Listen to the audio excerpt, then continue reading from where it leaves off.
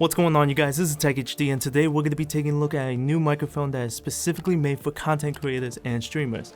This right here is the Wave 3 microphone from Elgato Gaming and partnered with Clipguard Audio. So before we get started, I do want to mention that I do stream a lot on Twitch, so if you want to hear the Wave 3 microphone in action, and if you guys have any questions about anything regarding tech and gaming related, feel free to check out my stream. It's twitch.tv/tech_hd1. Follow me and turn on notifications so that you guys will be notified when I go live. So the Elgato Wave 3 microphone is a USB cardioid condenser microphone, but it also has a lot of software for streamers. So basically, from what a lot of people are saying, it's like a microphone and a Go XLR or a mixer combined, which I find very interesting because there's really no other brands that make a microphone specifically for streamers. You got Blue, Rode, HyperX, they all make USB microphones, but they don't have any software to work specifically for streamers. You can't control the monitor mix, the stream mix, multiple channels, and more, and if you wanted to control all of that, then you would need to buy a mixer like the Go XLR, for example. But the Elgato Wave combines both of that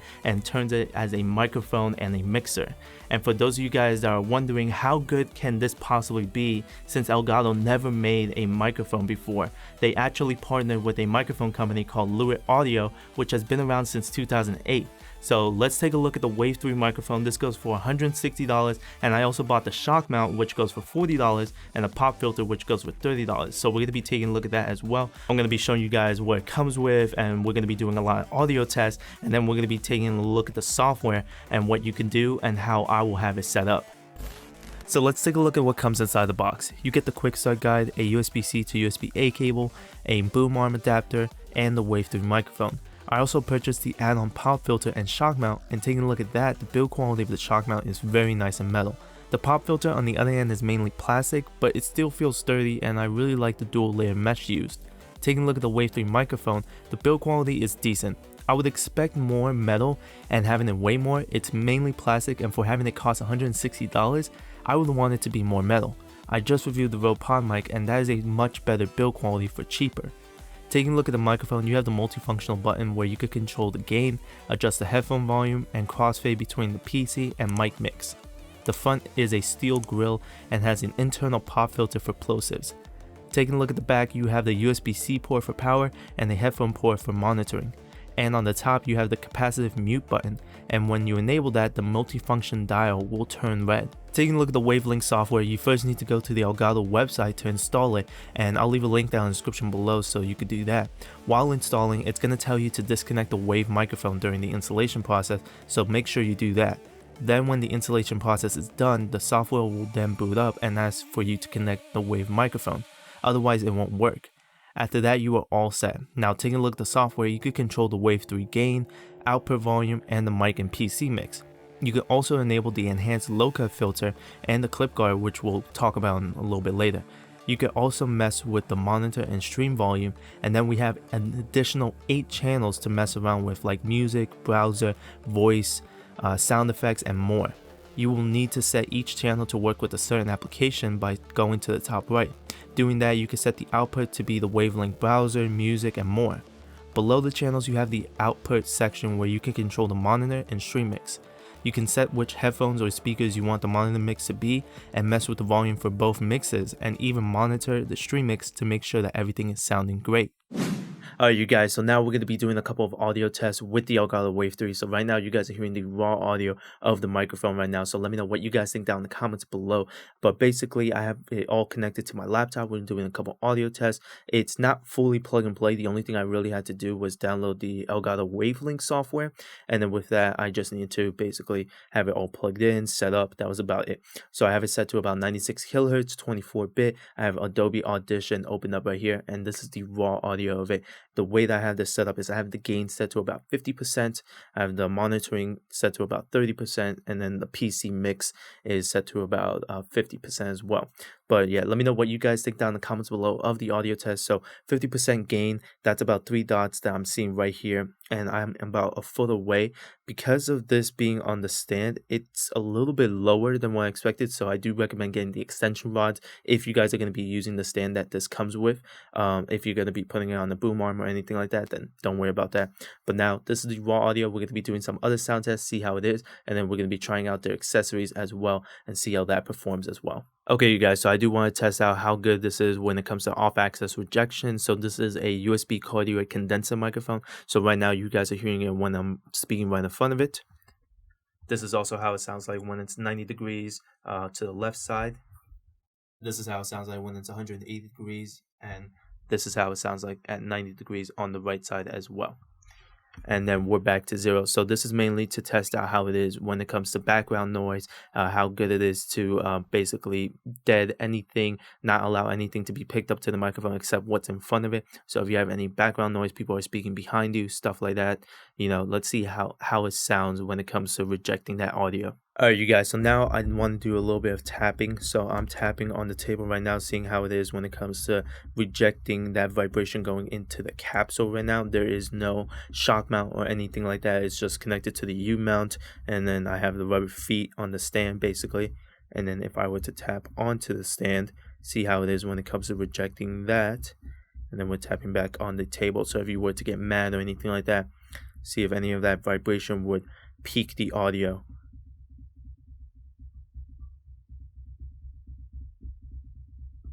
And now I installed the add-on shock mount onto the Wave 3 microphone. It's super easy to do, but I do want to hear how it is when it comes to rejecting the tapping and the vibration going into the microphone, and if it actually does what it's supposed to do, and if it does a really good job. This is really helpful when it comes to typing on the keyboard, any of the vibration, or when you're just getting mad. And now I'm tapping onto the bass, seeing if any of that vibration get onto the actual microphone, and if you guys can actually hear it. But so far, it was really easy to install the shock mount, and it looks really good.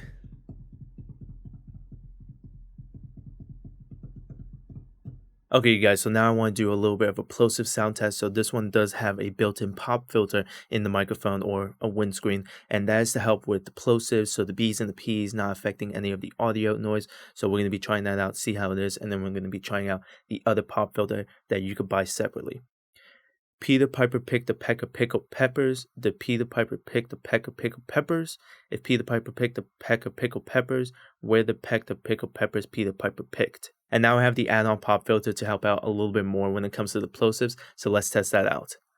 Peter Piper picked a peck of pickled peppers. Did Peter Piper pick a peck of pickled peppers? If Peter Piper picked a peck of pickled peppers, where the peck of pickled peppers Peter Piper picked? Alright, you guys, so like I said before, you guys are hearing the raw audio of the Wave 3 microphone. I just have it plugged in directly into my laptop. I just downloaded the Wavelength software, but I did nothing to it, as well as I'm recording on Adobe Audition, and I'm doing nothing in post or anything like that. So I do want to know your guys' thoughts down in the comments below on how it sounded like. Now I want to go a lot more in depth when it comes to the Wavelength software, the possibilities that you guys could do with it, and looking at the menu system and all that. And then I want to show you guys how I have it set up with OBS Studio and for my streaming as well. So let's take a look at that. Alright, you guys, so before we get into the software of the Elgato Wave 3, I just want to do one more sound test. I have it now mounted onto the Blue Compass boom arm, and this is how I want the setup to be. I do want to do one more sound test of how the tapping is going to be with the vibration going onto the boom arm, and how it's going to be traveling to the actual microphone. And now I have Adobe Audition on my desktop pulled up so that you guys could hear the raw audio of it as well. I upgraded my, I replaced my Rode Procaster with this. And one of the cons that I will say about the Wave 3 is that since it is mainly plastic, it is super light. And so with that, with like a Rode PSA 1 or with the Blue Compass, for example, these need a little bit more weight in order for it to like go down. Otherwise, for a light microphone like the Wave 3, this starts to go really high up. So I literally had to tighten these really hard, and to the point that it started to hurt my hands. So I need to get actual pliers in order to tighten it even more, basically, in order for me to like lower it and not have it go right back up. So I was able to lower it and keep it like this, and now it's stable. But I wanted to go a little bit lower so it doesn't block when I'm gaming. But regardless, this is basically as best as I could do. I'll probably tilt this more to the side so it could be out of the way. All right, but one of the tests that I do want to do is the vibration. So let's say, for example, if I were to be tapping as an example, if I were to be typing or anything like that, any type of banging or vibration. So this is how it is with just the regular mic stand, the little U bracket with the adapter connected right into the boom arm. And now we're going to be trying out the vibration shock mount, and we're going to be seeing how much better this actually is. Alright, you guys, so now I have the shock mount mounted onto the boom arm and the Wave 3 microphone. So now we're going to be doing a little bit of a test, but I do want to mention real quick that the shock mount adds a little bit more weight, which I really like. So because since it's mainly metal, it adds a little bit more weight with the Wave 3 microphone to keep the boom arm a little bit lower, which helps a lot. So if you are planning on getting the Wave 3 microphone, just keep in mind that the Wave 3 microphone is super light. So if you have, for example, the Blue Compass or the PSA-1 or any type of boom arm like that, where if you need a little bit of weight in order to keep it down, with the Rode Procaster like this, for example, I had no problem with this, but because this is so light, it brings it up a little bit. Like I try to lower it and then it goes right back up, but the shock mount actually does help. So if you guys are planning on getting the Wave 3 microphone and you guys are putting it on a boom arm like this, for example, and you're keeping it as low as possible, I do recommend getting the shock mount. That is going to be really helpful for you guys to keep it as low as possible. But we're going to be doing some tapping as well as vibration, seeing anything will vibrate and move into the microphone. I'm going to be moving the boom arm a little bit as well, be tapping keyboard and see if that any type of vibration, any type of banging, any movement of the table, see if that gets affected. Move this a little bit more tapping, and that should be it. So let me know what you guys think. Overall, I think the shock mount is helpful, but honestly the U bracket with just a regular U bracket did its job, and having it on the regular tabletop stand in the other test worked really well as well. If I was tapping onto the bass as well as on the table, none of the vibration really went into the microphone itself and messed up the audio, so that's really good. Me personally, I like the shock mount. I like how it looks. It looks a little bit more professional, as well as the pop filter, the add-on pop filter. So there you guys go. But let me know what you guys think down in the comments below of the audio for that.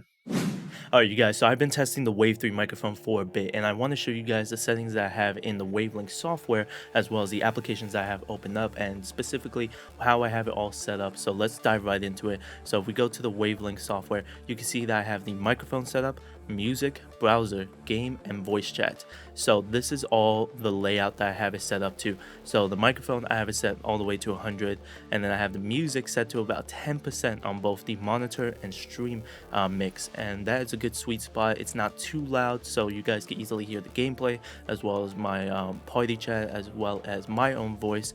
The browser, it varies because I don't play it that often, but on the stream mix it's about 50, and then for me it's about 75%, so I can hear it a little bit more. In the game audio, I have it set to a good amount of 80%, so it's still not overdrawing my microphone audio, so you guys can still hear me clearly. As well as I have the voice chat a little bit more than the actual gameplay, about 85 to about 90%, so it's still louder than the gameplay, so you guys can hear the call outs and stuff like that from what my friends are saying, as well as it's not too loud that it's overlapping me and it's louder than my own voice, stuff like that. So that's usually how I have it set up. This is a good sweet spot of how I have it set up. And then as well as the applications that I have opened up, I have, for example, Spotify opened up. So we got Streambeat, Synthwave from Harris Heller, copyright free music, and then you can see that it's playing in the music area right here, and you can see that it is playing in my headphones as well as it's playing in the stream audio, and you can hear both my voice and that, and I'm monitoring from the monitor. If I were to switch to the stream mix, you can hear my echo, as well as I can hear clearly how the audio is going to sound like. If I were to do browser, I have this set to, so let's say a video, for example, this is being picked up. I'm hearing it a lot more than what the stream mix is actually doing right now. And then voice chat, I'm using Skype, for example, so when I'm Skyping with my friends, stuff like that, that will be heard as well. And so all of that is prioritized. If I go to the settings, you can see right here I have Firefox as the Wavelink browser, I have Spotify as the Wavelink music, and then if I had Skype pulled up, it would have been Wavelink voice chat. So that's usually the settings that I have it set to. Now on top of that, I have the microphone. If I were to go to the microphone, the settings that I have specifically for that, let me just move those down. I have my gain to about 40%. That felt like a good sweet spot, as well as the output volume was set to about 50%. and the PC mix is about 75 and 25%. You know, I have enabled enhanced low cut filter. Let me turn this off real quick. And then basically I have enhanced low cut filter as well as Clipguard. Clipguard is that major feature that everybody's been talking about, where you get really loud and then it doesn't peak, it doesn't distort the audio if I had that enabled. So let's say, for example, if I had it enabled, it would be a whole different story. So let's say, for example, if I were to have Clipguard disabled and something were to happen, I get really hyped, I get really loud, all the audio from my microphone will be clipping, it'll be distorting, it wouldn't be sounding really good, and it won't be messing up the people's ears if I were to get really loud. For example, if I were to get like a really cool collateral, or if I were to like just get really hyped, I get a really cool feed, like, let's go baby, like stuff like that. That is basically clipping, and it gets extremely loud. But if I were to enable Clipguard, then it's not going to be clipping or anything like that. It's still going to get pretty loud, but it's not going to get super loud that it's distorting any of the audio, anything like that. So if I were to repeat the same thing, like, let's go baby, let's get it, stuff like that, it doesn't clip compared to how it was when it was disabled. That is a game changer. So if I were to get excited, if I were to get mad, stuff like that, that is a huge game changer. The other cool thing that I really like about the Wavelink software is it is also integrated with Stream Deck. So let's say, for example, if I were to have Stream Deck opened up, and if I were to have it in OBS Studio, I have a folder over here on the right side that just goes to the Stream Link, to the Wavelink software, and then I have this entire layout set up. So basically the way that I have this set up is I have music, browser, game, and voice chat, as well as I have the monitoring to switch either from the monitor to the stream one. So if I were to move this, you guys will be able to easily see it. You guys can see that I immediately switched over and I'm going back and forth. I'm also able to enable and disable the Clipguard, so I have that now enabled. And then for the music, I have that for the stream mix, and I have it set to about +5, and I have it set to -5, same concept with the browser and all that. And then these are also folders, so these are the stream mix area. And then if I could also go into the folder and then mess with the monitor area, and then this will tell me where these are set to as well. I want to go a little bit more in depth and add other features like that. Same thing when it comes to browser. Browser is about 75, 50%, you know, 75% for the monitor, 50% for the stream mix. Gameplay, I have that set to about 80 and 80, so you can hear it perfectly the same on both the monitor and the stream. And then voice chat, same thing, 85, 85.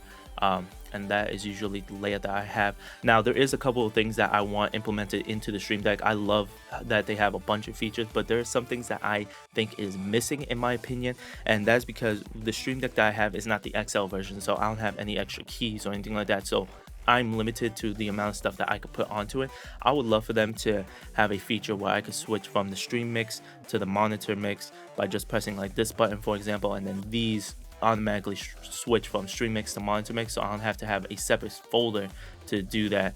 I could just have it be all in this layout, so I could just click on this button and this will switch these two from stream mix to monitor mix. I would love that type of feature, as well as other type of features added into the Stream Deck. But overall, I really like the features of it. I'm able to go back into the home menu, into my OBS Studio layout, and then I'm able to go back into it. The other thing that I will mention for you guys is that if you guys are doing PC gaming, this is what this is mainly intended for. If you guys are doing PC gaming, then you guys need to have a really powerful PC in order to have all these stuff open up, to have Spotify open up, to have Skype to talk to your friends, or Discord, for example, to have Stream Deck and Wavelink, even though these don't take that much CPU processing or GPU processing, but as well as the gameplay, as well as OBS Studio pulled up, like it takes up a lot. And so you're gaming and you have all these other applications pulled up, it's gonna take a little bit of the CPU and the GPU power, and so you might be lagging, there might be some issues here and there. So just make sure, if you guys are getting the Wave 3 microphone or the Wave 1 and you guys are doing all this, that you have a pretty spec'd out PC, for example. My other major con that I have about this is that the Wave 3 and the Wave 1 microphone is mainly intended for PC gamers. This is not really intended for console gamers. I'm more of an Xbox person, so if you're a console gamer, Xbox, PS4, This is kind of iffy because the main issue is that you want to connect your headphones onto the Wave 3 microphone so that you can hear and monitor everything, as well as you guys can hear the stream as well, and all the other stuff, the music, the browser, the gameplay, all that. If I were to be on my Xbox or my PS4, I have to plug my headphones directly into my controller or to a mix amp in order for me to speak to my friends in the party chat and stuff like that. And then on top of that, I have no way to have the microphone get that audio, as well as I have no way of monitoring the stream mix as well. So it kind of defeats the purpose of getting this microphone if you are a console player. The only workaround that I could think of is if you get like a mix amp, like for example from Astro, you get the Astro mix amp, and if you were to plug it into the aux into the back of the mix amp and into the back of this, then you could kind of monitor and stuff like that. But that's another add-on that you need to get separately, which is in my opinion, I don't like for that reason. But if you are going to be a console gamer and you want to do that specifically, then I guess that's really the only way that you could do that. I would love for Elgato to have a feature to be more for console gamers, for the Xbox and PS4, to be able to monitor everything that you have pulled up on top of speaking to your friends, party chat and all that on the Xbox or the PS4, as well as like, you know, the microphone capturing everything. It's just, this is more for PC. This is not really for Xbox or PS4. So if you guys are playing on the console, I highly recommend you guys think about it. If you guys already have the Astro Mix Amp, for example, then this is a good add-on piece, because you could do all the stuff that I talked about. But if you do not, and you have to plug in your headphones to your controller, then this kind of defeats the purpose. You're just basically just mixing everything at once, but you're not being able to monitor anything like that, which sucks. And yeah, it's for me, it's iffy, because I'm not that much of a PC player. I'm more of a console player. And so for the test that I had to do with this, I had to be on PC, and as well as I was playing Modern Warfare, and I was playing with my friends, and my friends, I had to have them on Skype on my computer, and they were to have Skype on their Xbox, and it's just a lot more work, and I did not like that. They didn't like that either. And we had to do crossplay as well, which was another thing, is like for me playing with them from my PC and they play on the Xbox, it was another workaround that's a little bit more extra as well. So it's just a lot more work. If your friends are willing to do that, then do that instead. But yeah, I wish there was a lot more features, add-ons specifically for the Xbox and for the PS4 for support, you know. So now that I went really in depth with the Wavelink and Stream Deck software, as well as the features that I have it set up, the way that I have it for streaming, I wanted to show you guys an example. So I use this microphone, of course, for streaming a couple times, and so I'm gonna have a video pulled up from Twitch or from YouTube, so that you guys can hear how everything sounded like, and you guys can let me know down in the comments below on what you guys thought of the audio. In my opinion, it sounded really good. It sounded really clear, and I love the fact that I was able to monitor everything. But yeah, let me know what you guys think down in the comments below. And then with that, we could go on and see how it is with crossplay and stuff. Maybe I don't want to tell you my Activision ID. Please? No. Oh my god. Who else was in the party? Was it just you and Steven? Me, Steven, and Pudge. Oh shit, I haven't spoken to Pudge in a minute. So there you guys have it. That is my review and unboxing of the Wave 3 microphone from Elgato Gaming. Overall, I really like the quality of the microphone. The audio quality is really nice. The add-on accessories is really nice, as well as the Wavelink software. That is a real game changer, as well as some of the features like Clipguard, mixing, having a bunch of mixers available, a bunch of channels, having the Stream Deck integration, you know, stuff like that. There is some things that is missing, like for example, more features when it comes to the Xbox and PS4, as well as the build quality on this is very iffy. It's very plasticky. I would have loved a lot more of a metal feel. If you think about it, for the price, you could go $100 and get the pod mic, and you could get an audio interface and stuff like that. But the pod mic for $100 is mainly metal, and that thing build quality is amazing compared to what the Wave 3 microphone is. So if they add a little bit more weight to it, and if you guys have the boom arm, stuff like that, you guys really have to tighten these things down, otherwise it's going to go much higher, and it just doesn't add that much weight to it. So build quality was very iffy, as well as, like I said, integration. I want more Stream Deck integrations, a lot more features when it comes to that for people that have for example, the regular Stream Deck or the Mini, for example.